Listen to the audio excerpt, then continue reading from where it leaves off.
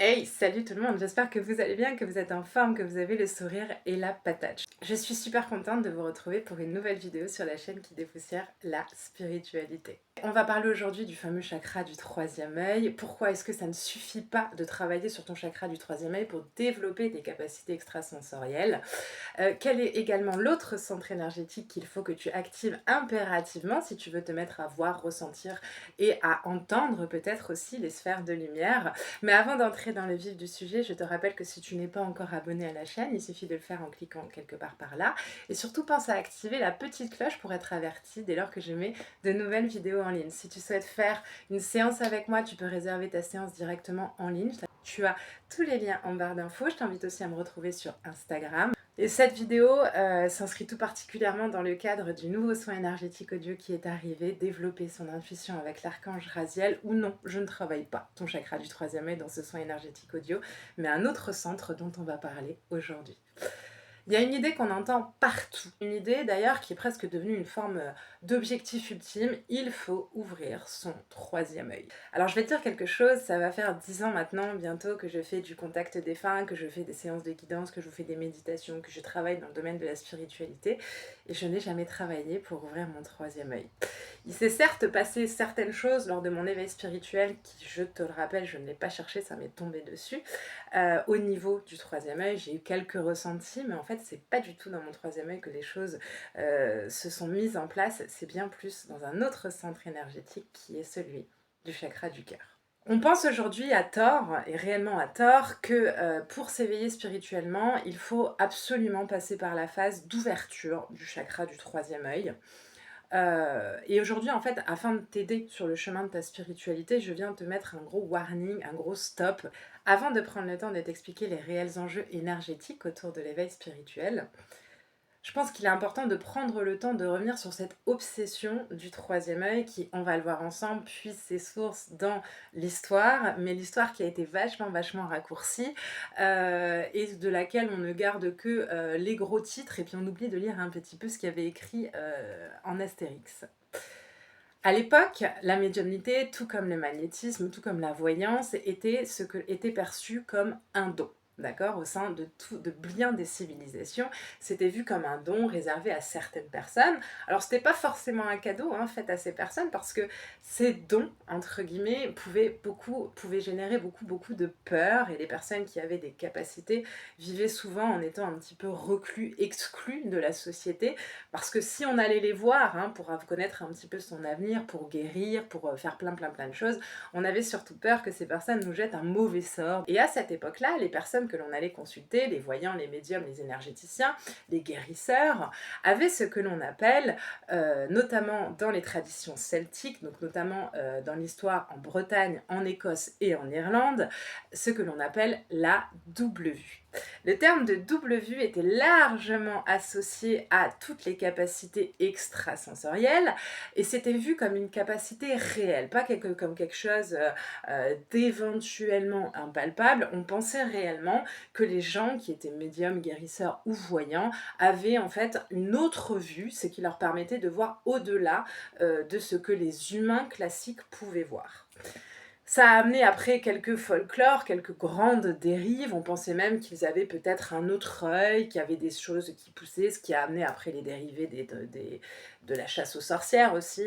On a accusé les sorcières de travailler avec le diable, d'avoir peut-être des choses sur le corps en plus. Enfin voilà, l'histoire est un peu triste à propos de tout cela. Mais donc on pensait vraiment qu'ils avaient un autre œil, une autre manière. Donc on avait peur de leur regard. On disait que c'était des personnes au regard perçant, comme s'il y avait des autres œils. Voilà, c'est des croyances un petit peu qui se répandaient dans le folklore, dans la société à ce moment-là. Et c'est venu, en fait, aujourd'hui encore, ça imprègne notre spiritualité, la capacité de double vue continue, parce que les traditions ancestrales par rapport à la spiritualité continuent d'imprégner notre spiritualité moderne, mais bon, on prend beaucoup de raccourcis, et donc cette mode et cette croyance ancestrale de la double vue que possédaient les médiums, les voyants, les sorcières, les énergéticiens, aujourd'hui, elle est devenue la mode de « ouvrez votre chakra du troisième œil ». Pareil, on a également fait un grand dérivé avec les traditions bouddhistes dont découle beaucoup l'histoire des chakras, parce que le troisième œil, qu'on appelle Ajna dans la tradition bouddhiste, est celui qui est censé être le siège de notre conscience, le siège de notre intuition, et c'est vu comme un œil qui serait logé juste ici, entre nos deux sourcils, et ce serait à travers lui que l'on serait capable de voir ce qui ne se voit pas à travers un œil humain. Mais le bouddhisme nous explique aussi que il ne suffit pas de développer ses capacités, qu'il est aussi important de descendre la conscience dans le corps pour pouvoir développer des capacités. Or tout ça, ça a été mis sous silence. On a gardé double vue, Ajna troisième œil, on a mélangé tout ça, on en a fait une sauce, une course à l'éveil spirituel, et on dit aux gens que s'ils veulent entendre, voir ou ressentir, ils doivent absolument développer, ouvrir, harmoniser leur chakra du troisième œil. Alors, c'est complètement faux. Alors, on te dit en plus qu'il faut venir ouvrir ton chakra du troisième œil. Alors, je vais te faire un petit spoiler. Ton chakra du troisième œil, tu n'as pas besoin de l'ouvrir.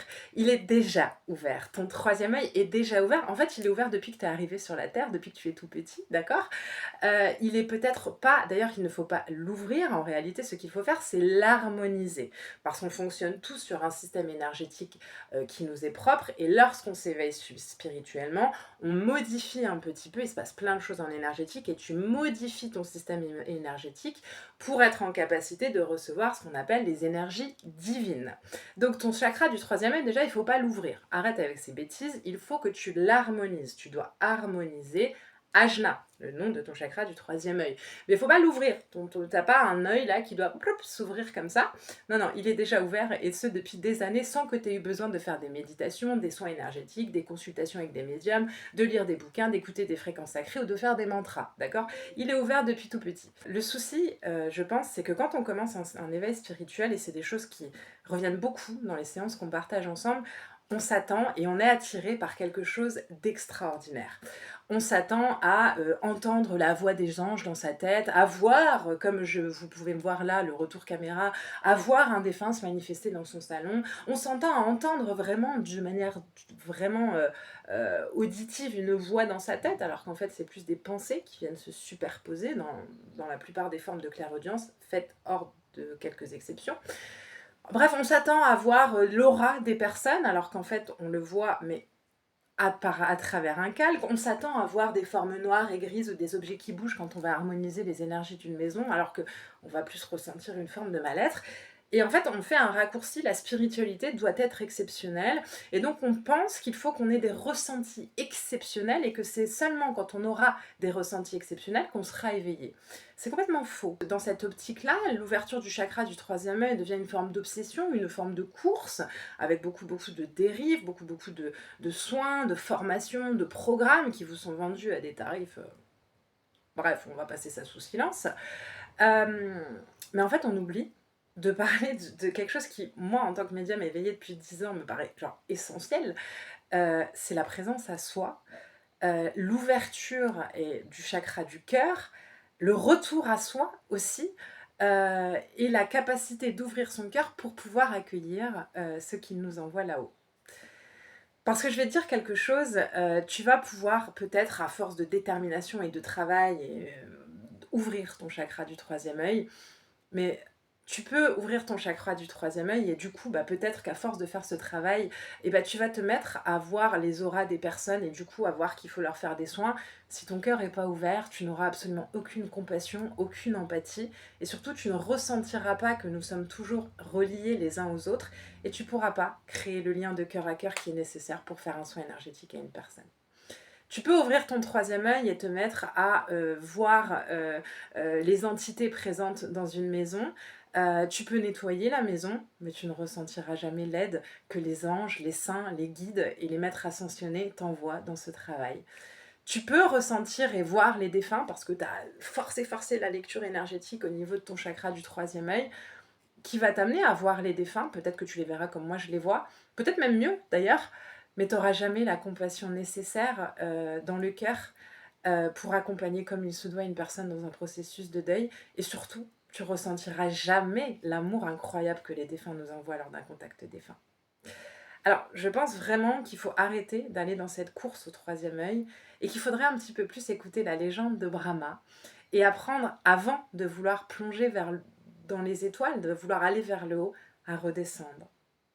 Parce que la légende de Brahma, qu'est-ce qu'elle nous explique? Elle nous explique que les dieux, à un moment, ont compris que les humains voulaient un petit peu toucher la divinité, donc les capacités extrasensorielles, et qu'ils ont eu peur et qu'ils se sont dit, oh là là, il faut qu'on la cache à un endroit où les humains ne penseront jamais à la trouver. Alors ils ont pensé à la cacher dans les océans, mais ils se sont dit qu'on finirait bien par développer des machines qui feraient qu'on pourrait aller tout au fond des océans. Ils se sont dit on va les mettre tout en haut des montagnes, et puis après ils se sont dit ouais mais bon, il y a bien un humain qui va être capable d'escalader.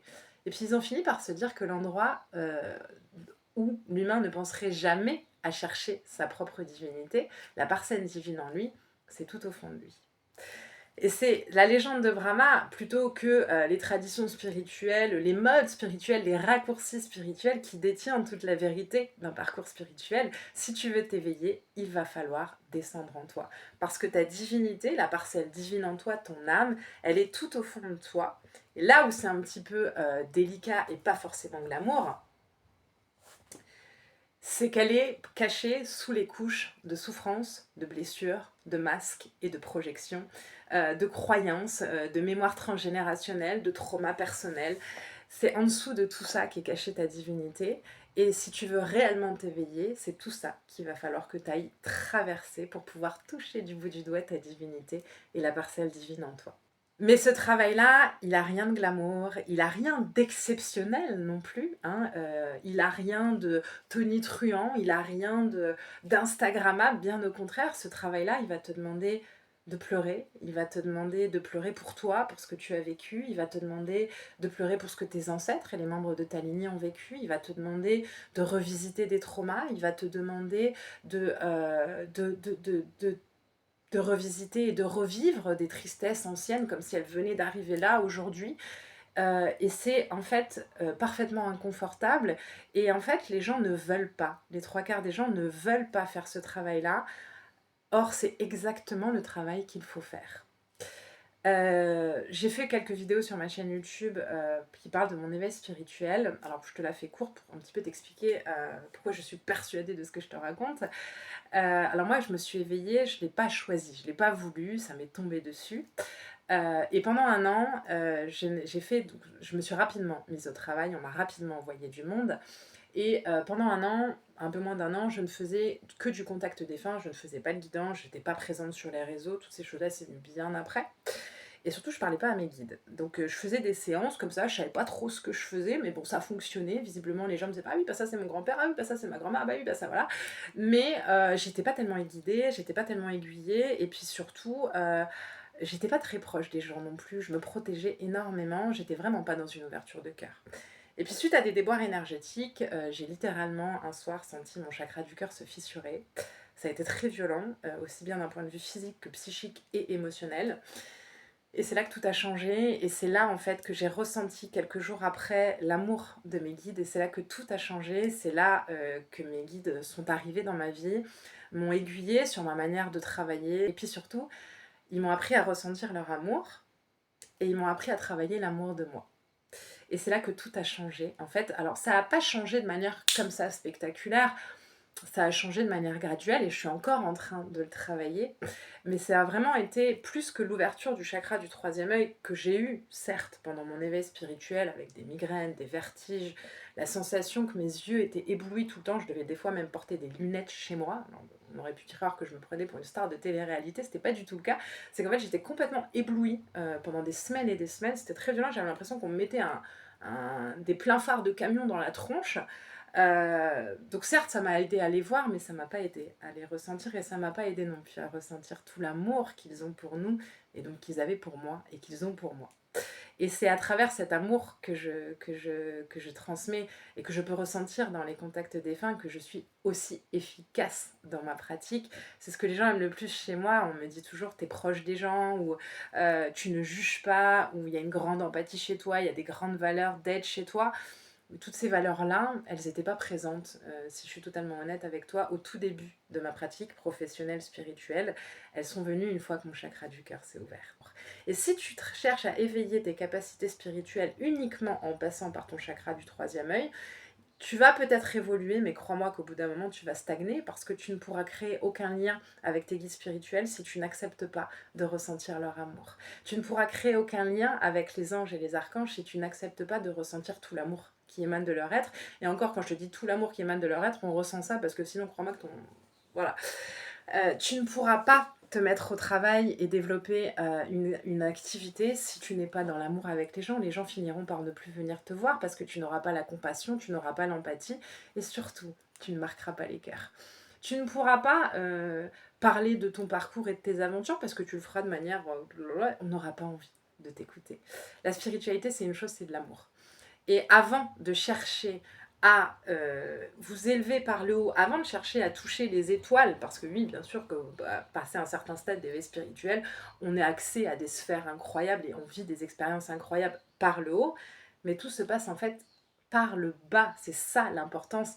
Et je vais vous faire un podcast sur le sujet, l'importance du shadow work, le vrai travail de dev perso, il est là. Plonge à l'intérieur de soi et va observer tes ombres et tu finiras par toucher ta lumière. Et trop de gens oublient de faire cela, ce qui explique que tu stagnes.